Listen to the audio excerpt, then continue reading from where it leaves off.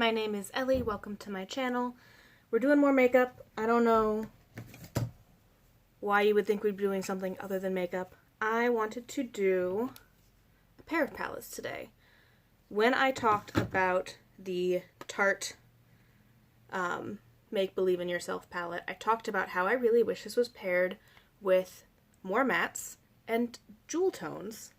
And then I got a palette that is jewel tones and more matte. So I want to do something with this. I really want to use Alchemy and then probably Relic and Darkling for like a nice outer corner. And depending on how that turns out, I will either be popping in Crystal or Marble. I feel like a goldy purple duochrome would be really nice, as well as a nice mint. And then we'll just throw that inner corner highlight on the inner corner, because I think that is a really good use of that palette. Hair is dirty, but slightly styled. We'll see how it goes. It's still kind of gross looking at the roots, and I don't know how to fix that, because I'm not good at hair. I'm working on it. I'm trying. I'm just not that good at it. Ooh, questions.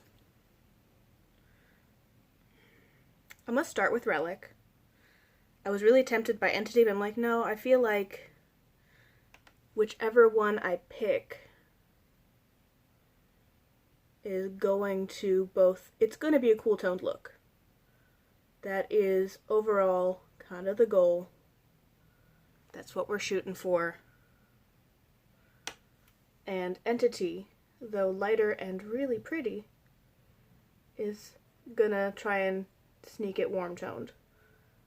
Like, greens and yellows are really, really nice, but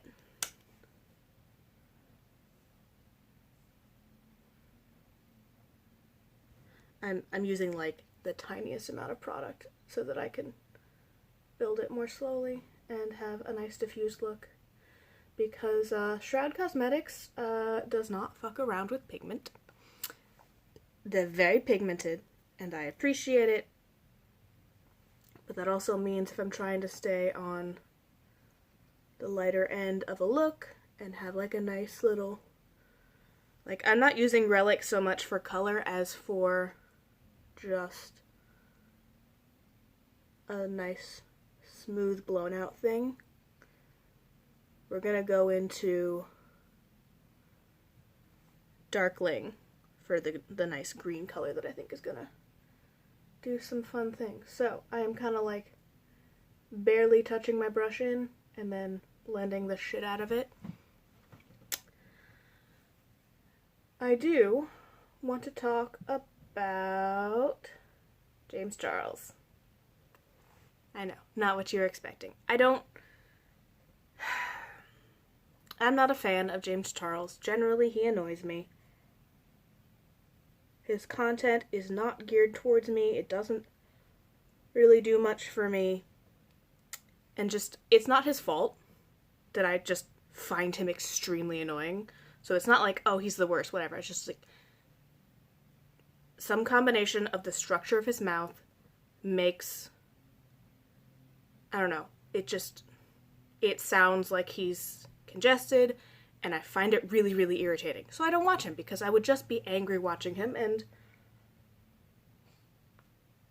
him being a person does not deserve me hate watching and being tempted to comment mean things. Pro tip as an adult: if you realize that you are watching somebody and you want to comment nasty things on their video, stop watching. Click away, unsubscribe, just leave them alone. There's no point saying mean things to somebody when you could just as easily not consume that content. So, James Charles pops up in, makeup news here and there based on whatever's going on. Sometimes a scandal, sometimes it's a collab, sometimes it's a release of product. All sorts of different reasons. Normally I just kind of be like, huh. I'm either vaguely interested in the product, but not gonna buy it, or I would be interested if I was a James Charles fan, and since I'm not gonna buy it. But the instant influencer thing got me. Hannah from Smoke the Glow, I'm using Darkly now, has been doing like play-by-plays of, or kind of like episode reviews. And I like Hannah. I listen. I watch a lot of Hannah's content. Again, same thing. If she puts up something that I'm not at all interested in, I don't click it. Because it's not going to make me happy, and it's just going to annoy me. And I'll just leave it for whoever is interested in that content. So, she's been doing little reviews of the thing, and I was just watching her videos for most of it, and just kind of being like, getting an idea of the content, and deciding if I did or didn't want to watch it, because sometimes I watch things to be just up on what's going on. I didn't see a ton of people following the instant influencer shenanigans, but I am someone with a guilty pleasure spot of competition shows. Competition shows for cooking or modeling. Like, I haven't quite gotten into RuPaul's Drag Race because I don't have cable, but eventually I'll fall down the rabbit hole. I've watched a couple episodes and been like, yeah, that's really interesting. I really like that. I spent a lot of time watching America's Next Top Model when we were growing up with my sister. So it's a thing where I'm like, eventually I'm going to cave. And I did. Because I'm like, oh, there's really only going to be 4 episodes of this? I might as well. And I ended up spending all night catching up on the first 3. So, putting in alchemy now. I am happy to say that I was able to tune James Charles out. After, like, half of the first episode, I was like, oh my gosh. I'm not sitting here being like, oh, your voice is so annoying. It skipped right past. Even when he wasn't on screen a ton, because it is a competition show that he's the host of, and is trying to kind of showcase these younger talents, which I think he did a good job of being a good host, doing the kind of cheesy host stuff that hosts of reality shows like that have to do. And it brought back all sorts of fun memories from watching America's Next Top Model, and just the really hokey, cheesy shit that they do in setting up challenges and all of that. And now we're gonna critique. I liked it. I feel like they could have talked a little bit more. Like, I get, it's a 20-30 minute episode, and they don't have a ton of time to show everything. So there's going to be stuff cut out, and we're all going to have differing opinions on who should and shouldn't have stayed. Oh, that's such a pretty color. I love that color. Oh.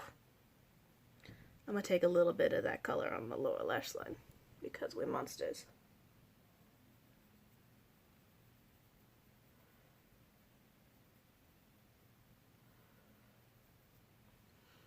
I, like everybody, thought the first time of him going in to tell the person in person that they're being eliminated, and then wanting them to do a sign-off with him, was a little weird.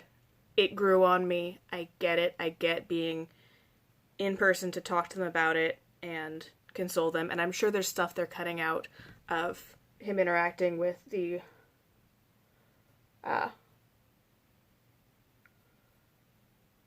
eliminated contestants, making sure that they're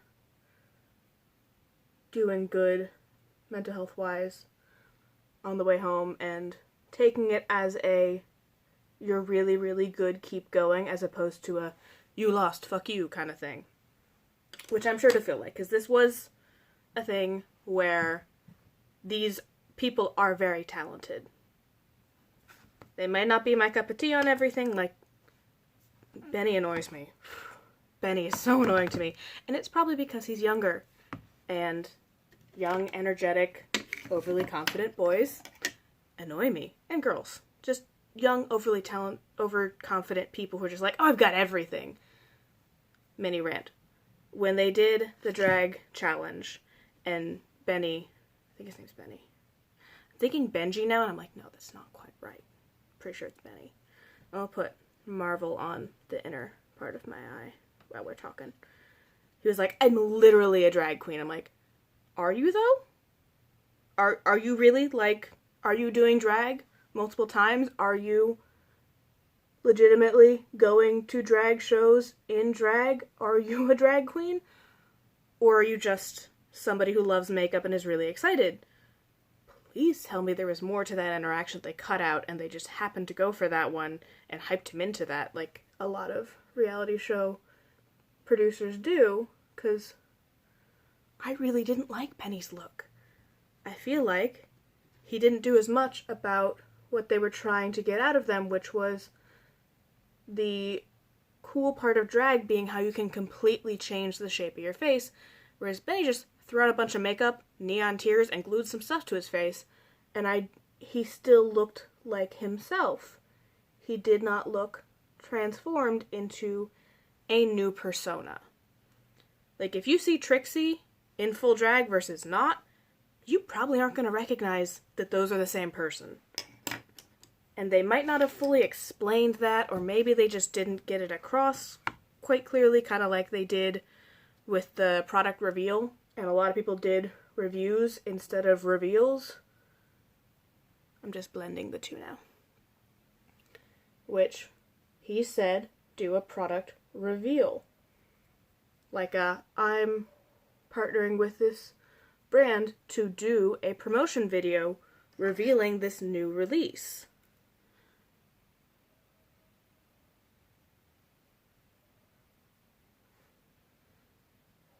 And I think that, like the drag, might have been something that didn't really come through, as in they're like, oh, we're doing a product video. No, you're doing a product reveal. You need to talk about these baseline things, you need to talk about what's new about the product, why it's a new thing to the market, what it's bringing that's different, what is great about it, not just, oh, this is a cool product, or this is how you use this product. The big differences between a day-to-day product video of like, oh, I have a new bronzer I want to play with, and I'm revealing a new product for my line, or, you know, NYX has partnered with me and some other creators to do a reveal of their newest whatever, is very different content-wise and creation-wise. So, we're going to loop way back now that I'm done rambling, and I'm going to put the inner big pan product from Tarte on my inner corner. I think the show could greatly benefit from some slight tweaks in format. I love that they're bringing in guest judges, and in Trixie's case, it was related to the challenge. They did definitely say, okay, we brought in a drag queen, we're going to do a drag challenge. And I liked that. And I liked that they had some time for Trixie to sit down with the contestants and give them pointers. I think they could run with that a little more. I really like how this turned out. That's really pretty. For me. Okay, let's get into the rest of my face, which you guys have seen me do a million times, so I don't have to narrate as much. Even though I did not narrate much at all. There we go with the filler words. I think if they took that same thing, kind of to how America's Next Top did it, where a lot of the smaller challenges and the shoots were related to the guest judge. The guest judge normally was like, you know, when they had Fabio. come as a guest judge. They did romance covers, which is a big thing that Fabio is an embodiment of, that very romantic, you know, bodice ripper novel type. And they used that to tie in who they brought on with the rest of the show. And with Trixie, I liked that. I liked that they involved Trixie in the drag challenge. They brought a drag queen, they did a drag challenge, and they got critiques. I think if they leaned into that and brought in, you know, I think the first season's all already filmed, but for the next season, do that.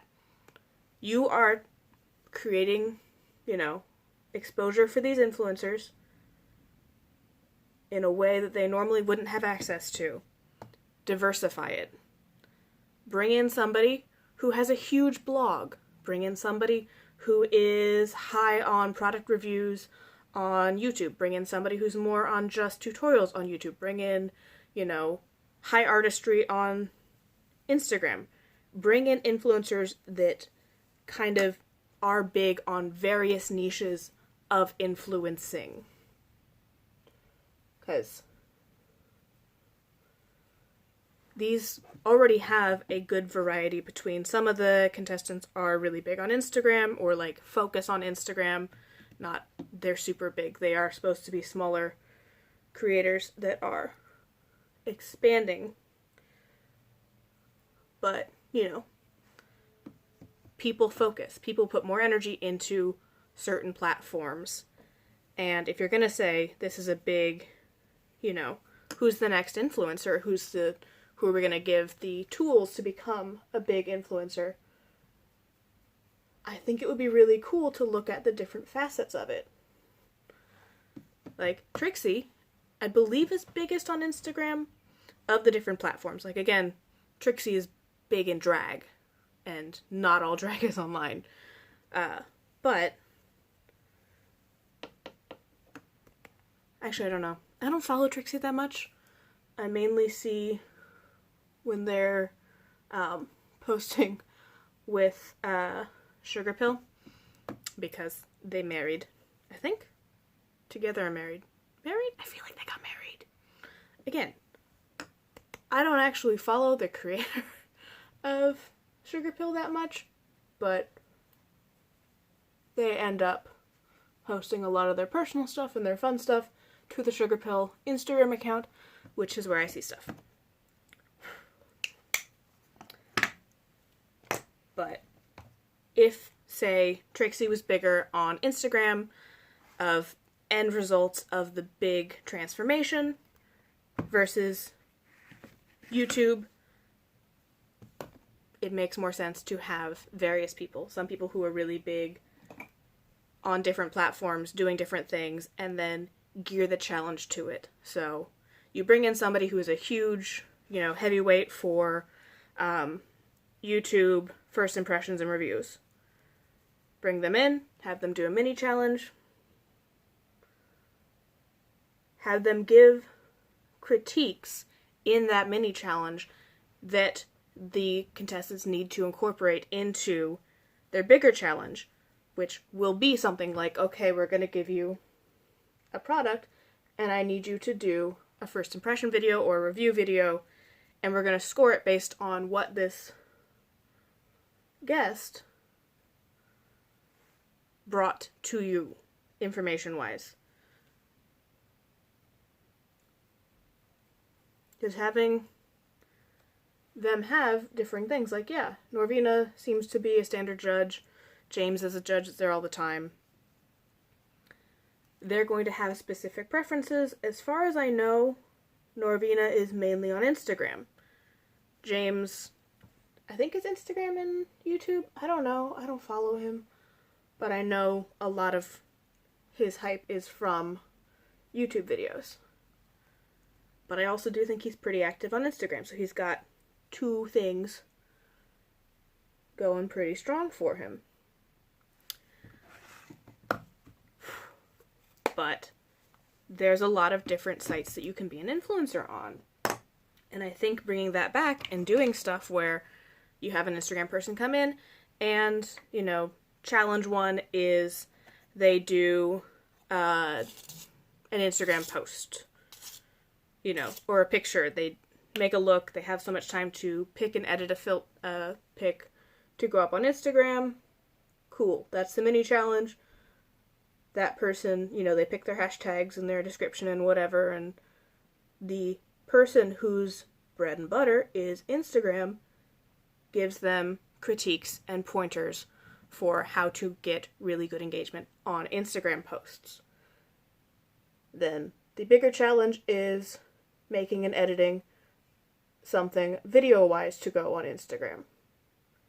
Because Instagram content is generally quicker, shorter, and you need to be a lot punchier to get attention on Instagram. You have somebody who is big on tutorials on YouTube and happens to do influencing by mentioning the products, showing the products, bringing same products out, and driving traffic to the sites with that one or two products. Because tutorial content versus review content versus first impression content are all very different. Bring somebody who really, really excels at it, have them come in, do a mini, small version of their content saying, you know, okay, well, this is blah, blah, blah. Critiques that are constructive towards that specific product or content, and then do a bigger version of it. They, from what I remember, did a decent job on America's Next Top Model of the quick challenges being relevant to the longer challenges and both being decently relevant to the guest judge. They brought in somebody who was really, really big at walkway fashion versus catalog fashion versus high art, couture fashion, modeling.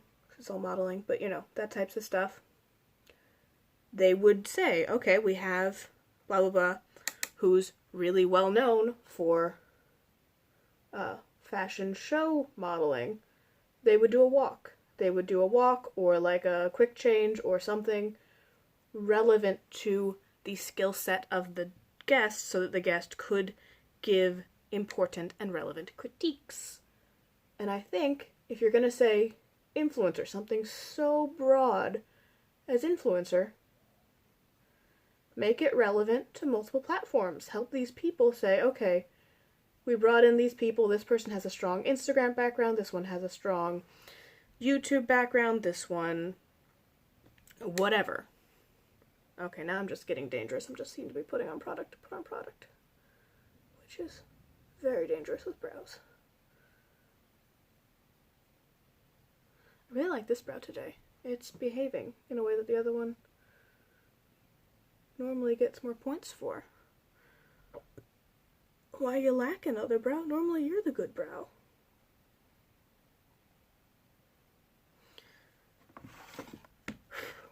I feel like without diversifying the content a little more and switching up what they're doing, you're missing out on an option to expand the skill set of the contestants.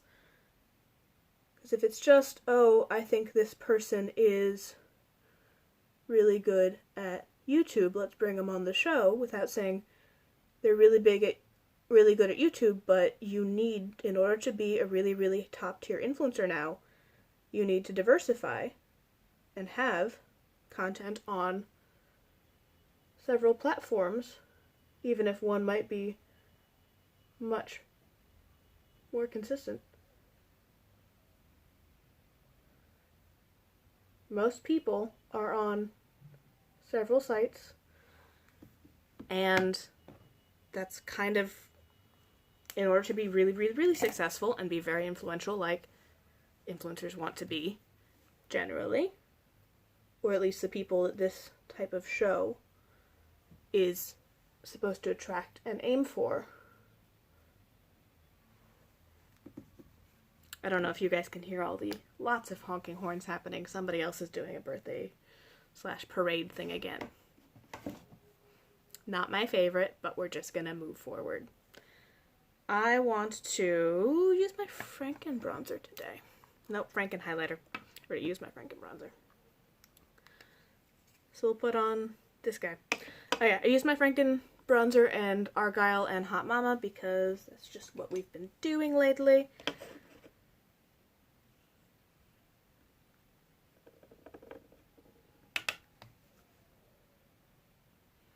feel like orange and green are a nice little complement.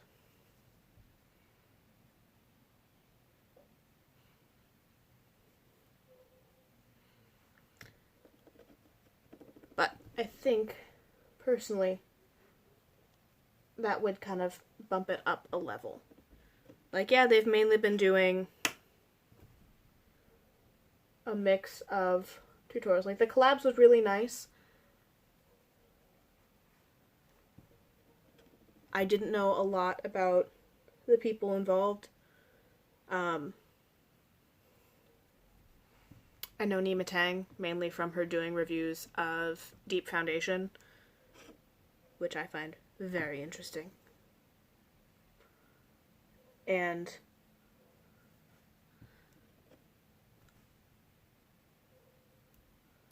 I think there could have been more to that judging based on the way collab content is made. If you could have gotten Sophia Nygaard, who does a ton of collabs, a ton of, me together with blah blah, or how Simply Nailogical did a beauty tour of collabing with different beauty influencers. I think that would have done a lot for the content to say, if you're going to collab with a bunch of people, more than just, I'm collabing with my friend for fun or whatever, here's how to make it relevant to both your channels, how to promote them and yourself, and make it something that your subscribers and their subscribers are going to like.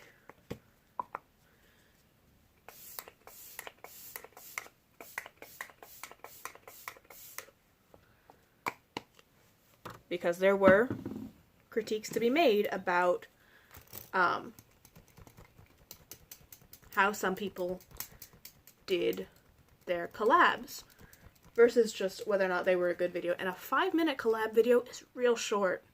I get that they only have so much time, but that's real short. Especially with how YouTube content has been getting longer and longer. And again, most people are happy with that. I like longer videos. I make longer videos. I gotta pick lips soon. I don't have a plan for lips. So I just think it's a really missed opportunity to kind of just up the... Like, I had fun watching the videos. I'm not sure I would have given two shits without Hannah critiquing them, and then me being like, okay, well now I need to go see if your critiques are super relevant. I shouldn't say critiques, because she's more reviewing than just like straight up critiquing.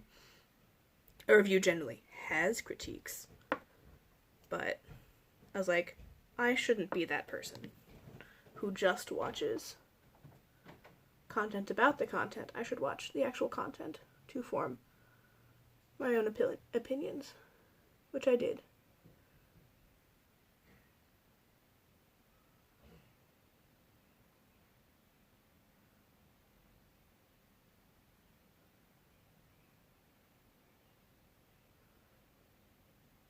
I think there's just so much more that could be done with the premise. And maybe they're going to do that in the next season if they get the proper views for a second season. I am really surprised they didn't talk more about the Ulta closet, which is pretty clearly a sponsored thing to get promotion for Ulta. And I think that's a really smart thing. I definitely got big ol' line of mascara. Oh no. Just on my hair that was stuck there. Lovely. Okay, now we need to get all the hair away from there in order to put on my mascara. I'm surprised they didn't have a little, 5-second spiel about the Ulta Beauty Closet.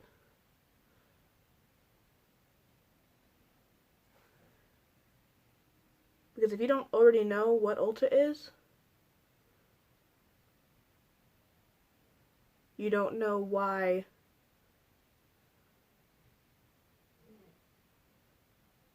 that would be a big promotion thing for them, and just having the name in some shots and referring to it as the Ulta Closet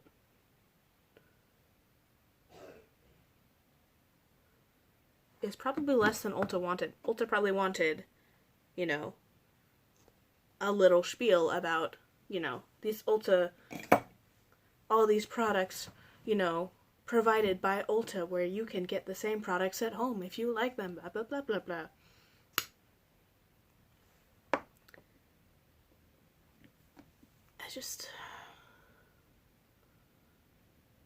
I'm hoping that they will do something with,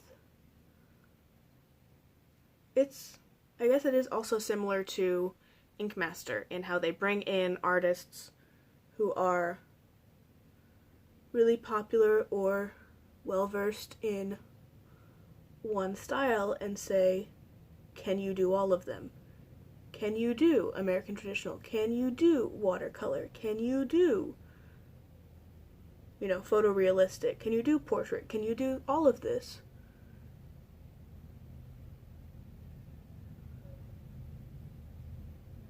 And normally,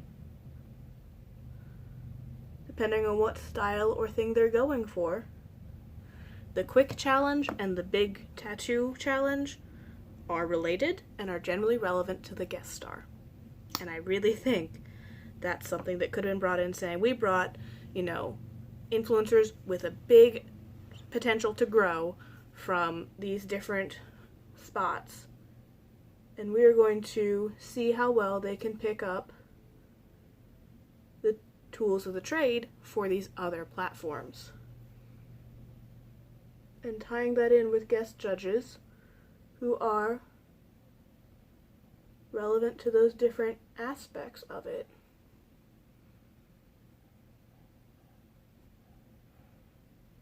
And having them do quick challenges, get critique, do the big challenge off of the information they were given.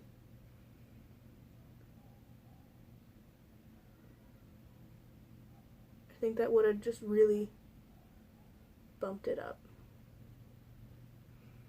And again, I had the most fun with the Trixie one because of how they tied those two together, and they had her coming out and doing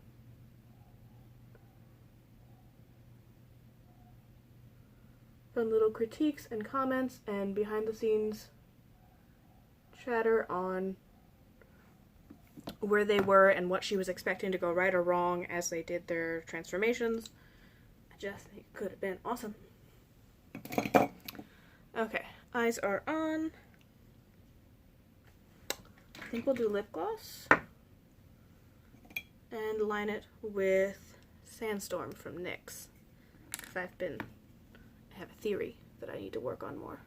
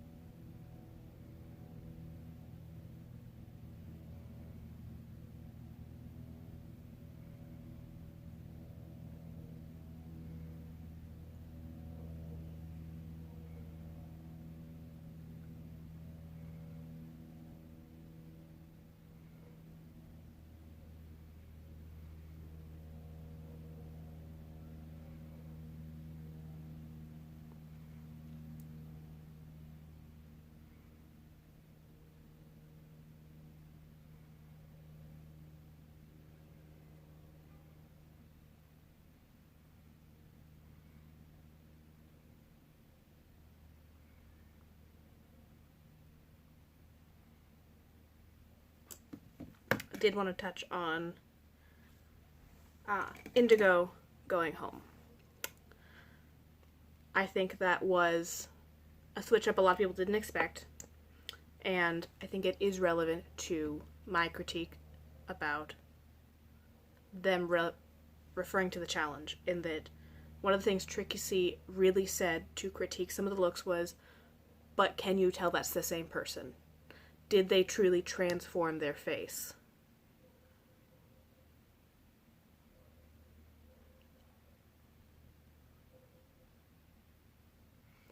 And I think that was really relevant to a lot of the looks.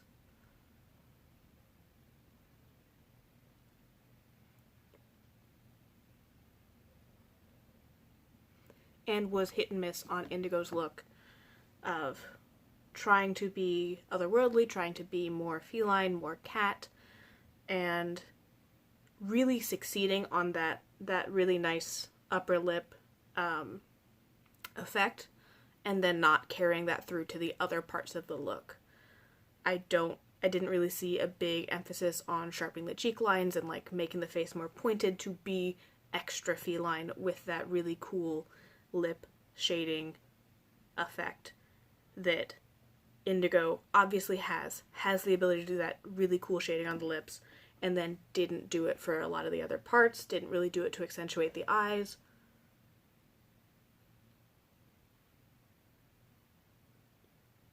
Like, having Paris on was fun. Paris was a lot of fun to watch.